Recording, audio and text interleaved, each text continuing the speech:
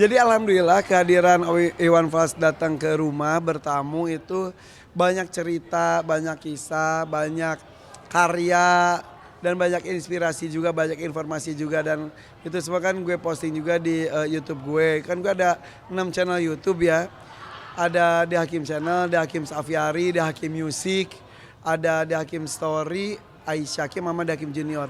3 channel diantaranya trending. Trendingnya itu di The Hakim Channel ketika Om Iwan itu main-main dengan binatang-binatang saya di rumah. Kemudian The Hakim Safiari juga trending karena Om Iwan juga terharu, terenyuh sampai mau nangis ketika masuk aviari saya. Kemudian The Hakim Music juga trending karena Om Iwan juga saking bahagianya di aviari saya, kemudian beliau nyanyi sampai 8 lagu. Nah ini baru lagu pertama yang kita keluarkan langsung trending, alhamdulillahirrahmanirrahim. Jadi senang banget dan juga dari pihak Om Iwannya juga baik banget ya dari Cikal, anak dari Om Iwan itu sangat membantu sekali. Maksudnya lagu-lagu lama dinyanyikan di aviari, kemudian perizinannya tuh dipermudah banget karena kan kalau gue tuh kan di Daki Musik itu benar-benar menghargai karya orang, jadi perizinannya tuh setiap yang lagu yang ditampilkan tuh perizinannya harus rapih gitu. Perizinannya dibantuin ke musika dan lain-lain. Bahkan yang lebih mengharukan lagi Om Iwan Fals itu menciptakan secara spontan di aviari lagu tentang alam, tentang aviari itu sendiri langsung sampai pakai gitar langsung kita rekam juga. Nanti itu yang ditunggu-tunggu sama orang sebetulnya. Penasaran lagu aviari ciptaan dari Om Iwan secara spontanitas itu seperti apa, itu yang masih kita simpan dulu karena kita keluarkan yang lagu-lagu yang sudah populer sebelumnya seperti itu. Sebetulnya ini tuh keinginan dari Om Iwan sendiri pengen datang ke rumah itu udah beberapa tahun ini. Jadi setiap gue nge-MC acara ada Om Iwannya, Om Iwan tuh selalu ngomong, gue mau ke rumah lu dong gitu. Mau banget Om, mau banget, boleh.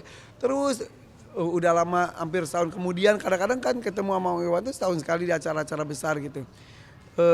Ketemu lagi, Van gue mau ke rumah lu. Ya Om, waktunya belum ada. Jadi gue tuh komunikasi itu sama Cikal, sama anaknya Om Iwan. Itu pun jadi nggak jadi. Aku bisa, Om Iwan nggak bisa. Jadi Om Iwan tuh kan bisanya tuh weekdays. Sementara aku bisanya weekend. Weekdays aku kerja, weekend Om Iwan yang kerja. Akhirnya kemarin hari Senin tanggal 15 kalau tidak salah, tanggal 15 Juli. Aku sengaja loh sampai izin kerja. Karena aku tuh ngefans banget sama Iwan Fals tuh dari SMP. SMP tuh udah wah ngefansnya banget. Kaset-kasetnya dikumpulin, poster-posternya ditempel. Kamar aku tuh isinya poster-poster Om Iwan Fals semua. Akhirnya ya udah deh.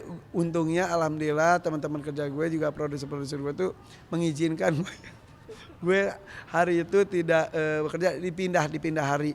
Jadi pindah biasanya Senin sampai Kamis jadi Selasa sampai Jumat saat itu. Terus ada yang izin juga.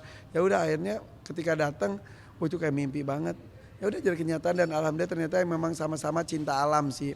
Kenapa Om Iwan mau datang ke rumah tuh karena ternyata ya rumah Om Iwan juga kan kayak hutan ya. Aku pernah datang ke rumahnya, rumah Om Iwan tapi malam-malam dalam rangka live acara TV. Jadi belum lihat dan aku juga diundang seperti sama Om Iwan sekarang buat datang ke rumahnya. Van datang ke rumah dong, lihat-lihat rumah saya ada ide nggak. Jadi Om Iwan justru minta ide ke saya buat bikin rumahnya, pohon-pohonnya dijadikan apa gitu. Karena kemarin Om Iwan ngeliat alhamdulillah saya bisa membuat hunian yang bisa benar-benar menyatu dengan alam, pohon-pohonan, binatang, batu-batuan dan sebagainya. Dan Om Iwan juga punya itu semua. Om Iwan lebih luas lagi rumahnya. Ya pengen dikunjungi katanya gitu, insya Allah.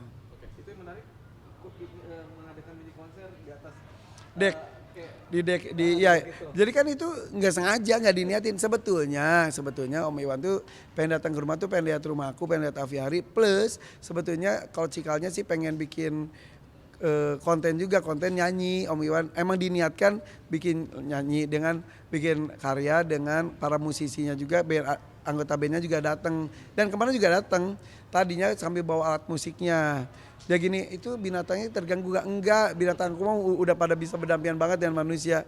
Tapi mereka kan baru kemarin tuh dari Serang, jadinya kecapean. Jadi ya udah kita datang tapi kita tidak bermusik. Oke. Nah, urusan Om Iwannya mau bermusik atau enggak ya urusan mood papa aja kata Cika.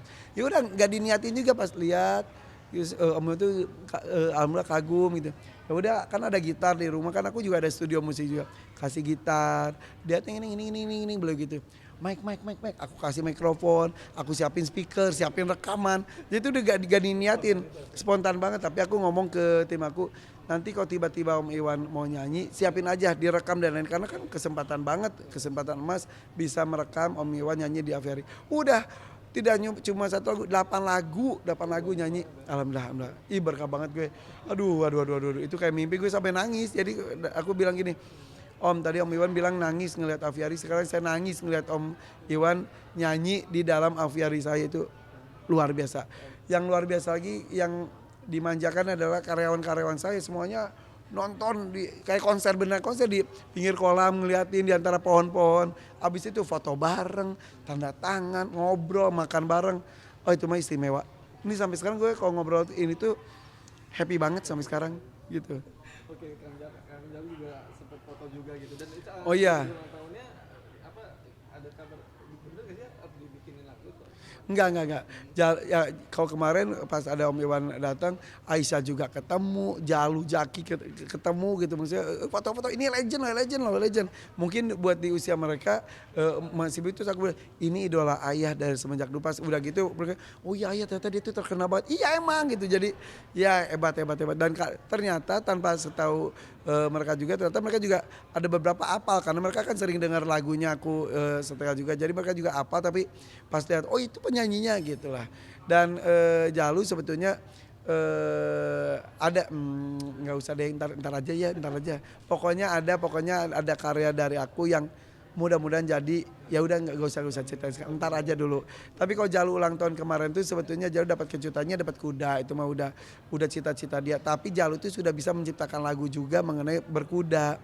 Jadi kan dia tuh sangat lagi tergila-gila dan kuda. Dia cita-citanya mau ngalahin Aisyah kakaknya, dan saking cintanya sama kuda dia tuh sampai ayahku ciptain lagu pakai bahasa Inggris. Dia tuh emang ke Aisyah-Aisyahan, dia ngeliat Aisyahnya bisa nyanyi, bisa nyiptain lagu pakai bahasa Inggris pula, bisa berkuda. Dia tuh tanpa sadar pengen kayak kakaknya nomor 1. Jadi aku diemin aja. Udah jadi lagunya, tapi tinggal rekam ulang dan dijadikan karya seperti itu. Itu bisa di usia Kang Jalu yang bisa dibilang masih kecil, tapi udah Iya, kenapa bisa? Karena dulu juga Aisyah juga di usia Jalu tuh udah bisa nyiptain lagu juga sebetulnya. Kenapa bisa seperti itu? Ya karena gue membebaskan mereka berekspresi. Jadi tidak banyak larangan, kecuali kalau emang kontradiktif dengan agama, segala macem lah. Kalau masih di jalannya, masih di relnya, ya udah dibebaskan mereka berkuda sampai jatuh ya udah, kalau mereka mau ya udah sok, yang penting bertanggung jawab. Mereka menciptakan lagu, that's why kenapa gue bikin studio rekaman ada di rumah, kemudian juga ada arranger khusus, ada pencipta lagu khusus untuk mendampingi mereka berkarya seperti itu. kalau kudanya udah nyampe. Udah, sebetulnya kudanya tuh udah dari bulan kapan sudah ada, dan Jalu pun sudah naik sebetulnya, tapi gue bilanginnya itu pinjem. Jalu ini pinjem ya kudanya, ini kuda impor masih pinjem ya, kalau kamu juara 1 baru ini kudanya buat kamu. Nggak juara-juara, ini gimana nih nggak juara-juara, tapi kudanya udah sering dinaikin, tapi dia taunya minjem. Akhirnya pas sunat mau dikasih saat itu, ntar deh pas nunggu kali aja juara 1, tanding nggak pernah juara 1, juara 2 mulu Pak maksimal. Makanya kemarin yaudah deh kita kasih tahu aja deh, yaudah Jalu ini hadiahnya, udah sudah happy. Dan minggu ini hari Minggu dia kan tanding juga, mudah-mudahan lebih semangat dengan kuda barunya dia. Apalagi sebetulnya harusnya Sabtu Minggu, tapi hari Sabtu tanggal 27 Juli Jalu dan Jaki itu dipercaya buat bikin acara, yaitu drama musikal Panggung Boneka Jalu Jaki, dan kita ngumpulin para penari, para artis-artis cilik lah untuk ikut tampil juga di acara drama musikalnya Jalu dan Jaki nanti hari Sabtu. Jadi mereka ya bernyanyi, menari, acting gitu dengan 25 anak kurang lebih gitu. Pentas 2 kali sehari, hari jam 3 dan jam 7. Jadi Jalu hari Sabtunya jadi nggak bisa ikutan lomba kuda karena harus pentas, dan ini udah latihan udah kurang lebih sebulan ini. Jadi hari Jumat ini mereka JR, hari Sabtunya mereka tampil, hari Minggunya Jalu tanding kuda, seperti itu.